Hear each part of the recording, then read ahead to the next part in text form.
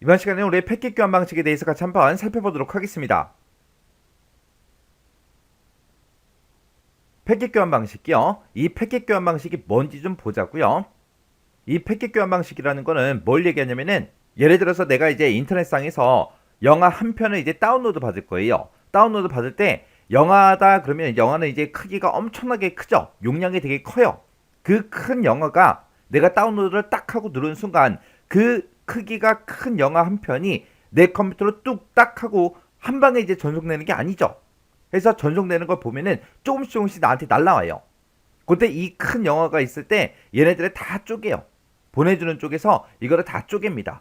잘게 다 쪼개서 상대방한테 이제 데이터를 쭉쭉 이제 전부 다 이제 전송을 시켜주는 거예요. 그때 요쪽에 놓은 거 하나 요거 한 개 한 개를 우리가 이제 패킷이라고 부르는 겁니다. 우리가 이제 밥을 먹을 때도 식당 가서 이제 밥을 주문할 때 공깃밥 한 그릇 주세요, 두 그릇 주세요 그렇게 이제 얘기를 하잖아요. 그렇다고 해서 내가 그걸 먹을 때 그릇 통째로 이제 한꺼번에 입에 다 넣고 먹는 게 아니죠. 우리가 그릇 단위로 시키지만 우리가 먹을 때는 숟가락 단위로 한 숟가락 한 숟가락 퍼먹죠. 그거라고 생각하시면 돼요. 이 영화 한 편이 이제 밥 한 그릇이라고 생각을 했을 때 우리가 숟가락 단위로 한 숟가락씩 한 숟가락씩 이제 퍼서 밥을 먹는다고요. 그런 것처럼 이렇게 잘게 잘라놓은 이런 한 개 한 개를 보고 여기서 이제 패킷이라고 부르는 거고 그 패킷을 서로 상대방과 내가 이제 교환하는 그런 방식이다 해서 패킷 교환 방식이라고 그렇게 이제 부르는 겁니다. 그래서 요 패킷 교환 방식이라는 거는 우리 메시지 내가 전송하고자 하는 그 메시지를 일정한 길이의 패킷으로 이제 잘라서 전송하는 그런 방식을 보고 우리가 패킷 교환 방식 그렇게 이제 부릅니다. 그때 이 패킷 교환 방식으로 실제로 이제 데이터를 주고받고 할 때 그때 이제 전송하는 그 방식에는 두 가지가 있습니다. 우리 가상 회선 방식이라는 게 있고요. 데이터그램 방식이 있고 이렇게 이제 두 가지가 있어요. 그러면 데이터를 다 잘랐어요. 패킷 단위로 다 잘라서 이제 상대방한테 보내주기만 하면 되는데 그때 이제 방식이 이렇게 이제 두 가지가 있다는 겁니다. 가상 회선 방식이라는 건 뭐냐? 가상 그러면 진짜예요, 가짜예요? 가짜죠, 가짜. 이 가상 회선 방식이라는 뭘 얘기하냐면은 내가 만약에 자전거를 되게 좋아해요. 그래서 자전거를 사서 내가 자전거 동호회에 가입을 했습니다. 그랬더니 날씨가 좋다고 그 자전거 동호회에서 이제 모임을 갔는데요. 그래서 자전거를 전부 다 가지고 오고 안전장비도 다 챙겨와라. 그리고 물하고 그런 것도 다 챙겨와라. 그렇게 해서 이제 모임 장소로 갔습니다. 날씨가 좋으니까 조금 멀리 이제 라이딩을 가재요. 그러면 그 사람들이 한 곳에 모여서 순서대로 이제 이동을 하겠죠. 같은 경로로 같이 이제 이동을 합니다. 그게 이제 우리 가상 회선 방식이라고 생각하시면 돼요. 이 데이터그램 방식은 뭐냐? 만약에 내가 친구들이랑 놀러 가려고 했는데 친구 한 명은 저기 대구에 살고요. 한 명은 이제 부산에 살아요. 한 명은 이제 대전에 살고요. 한 명은 이제 강원도에 살고 한 명은 인천에 살고 한 명은 이제 서울에 살고 있습니다. 그랬을 때 이제 서해안 바닷가로 이제 놀러 갈 거예요. 그랬을 때 그 사람들이 한 곳에 모여서 한꺼번에 같이 같은 길로 이동할 수 있어요? 없겠죠. 그럼 되게 불편하겠죠. 그래서 그렇게 따로따로 떨어져 있는 그런 사람들한테 미리미리 얘기하는 거예요. 야, 몇 월 며칠 몇 시까지 어느 장소로 모여. 목적지로 모여. 그렇게 얘기하면 그 사람들이 그 정해진 시간에 맞춰서 이제 각자의 이제 경로로 이동을 해서 이제 목적지까지 정해진 시간에 이제 올 거라고요. 그게 이제 우리 데이터그램 방식입니다. 그래서 이 가상 회선 방식이라는 거는 단말기 상호 간의 논리적인 그런 가상통신 회선을 미리 설정을 해요. 얘는 이제 자전거 라이딩 하는 거라고 했어요. 동호회에서.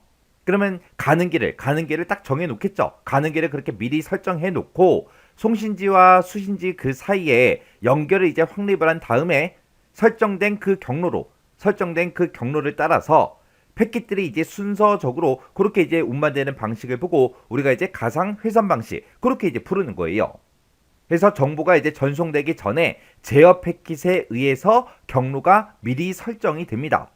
이번에 라이딩은 이 길로 갑시다. 그리고 아예 경로가 아예 설정이 된다고요.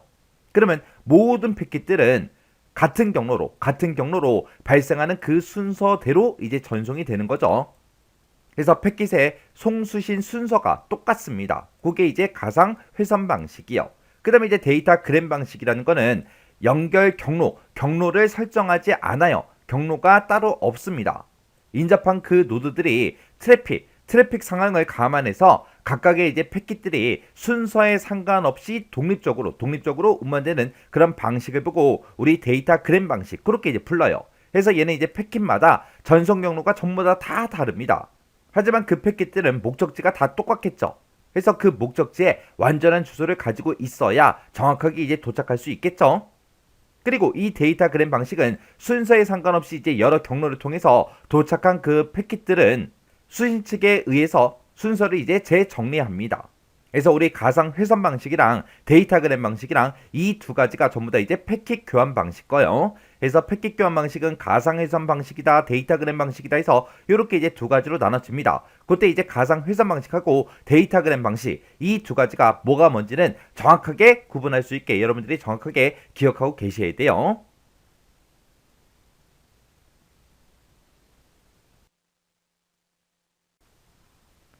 이번 시간에는 우리 2021년 2회 정보처리 기사 실기 기출문제를 같이 한번 풀어보도록 하겠습니다.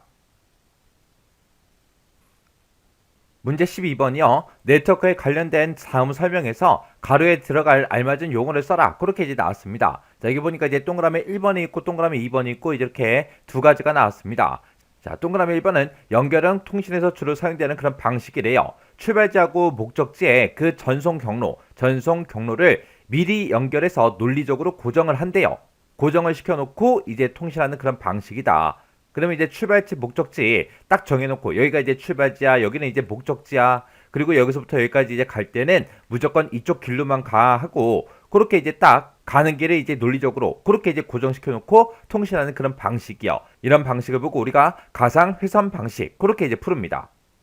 그래서 동그라미 1번에 들어갈 거는 가상 회선 방식이고요. 동그라미 2번은 보니까 비연결형 통신에서 주로 사용되는 그런 방식이래요. 사전에 접속 절차를 수행하지 않고 헤더에 출발지에서 목적지까지의 경로 지정을 위한 충분한 정보를 붙여서 개별적으로 그렇게 이제 전달하는 방식이래요.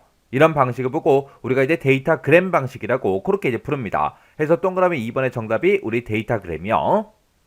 그래서 정답을 쓸 때 지금처럼 가상회선이다 이렇게만 써도 되고요. 가상회선 방식이다 이렇게 써도 되고 아니면 약자로 VC 그렇게 쓰거나 아니면 풀스펠링으로 다 쓰거나 요 네 개 중에 이제 하나를 쓰면 되는 거고요. 동그라미 2번에다가는 우리 데이터그램이다 이렇게만 써도 되고 데이터그램 방식이다 이렇게 써도 되고 영어로 써도 되고 이렇게 써도 됩니다. 동그라미 1번은 이제 가상 회선 방식인데 얘는 이제 연결형 통신에 주로 사용되는 그런 방식이라 그랬죠. 얘가 이제 프로토콜로 따지면 TCP라는 그 프로토콜에 이제 해당하는 거고요.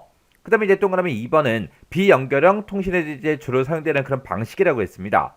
이 데이터그램 방식을 사용하는 게 우리 프로토콜로 따지면 이제 IP라는 그 프로토콜에 이제 해당하는 그 방식이요. 그래서 가상 회선 방식은 이제 가는 길을 딱 정해놨기 때문에 안전성하고 이제 신뢰성 그런 거는 이제 보장이 되지만 연결 설정 지연이 이제 일어날 수도 있고요. 회선 이용률이 이제 낮아질 수도 있습니다. 그런 장단점을 가지고 있는 게 우리 가상 회선 방식이에요. 그래서 이 내용이 이제 우리 TCP/IP 그 프로토콜에 관련된 그런 내용이에요. 그래서 우리 TCP/IP 프로토콜 같은 경우에는 시험 문제에 이제 자주 출제되는 그런 내용이죠. 그런 내용이기 때문에 이 문제를 통해서 우리 TCP/IP 프로토콜 다시 한 번 더 정리하고 지나가시기 바랍니다.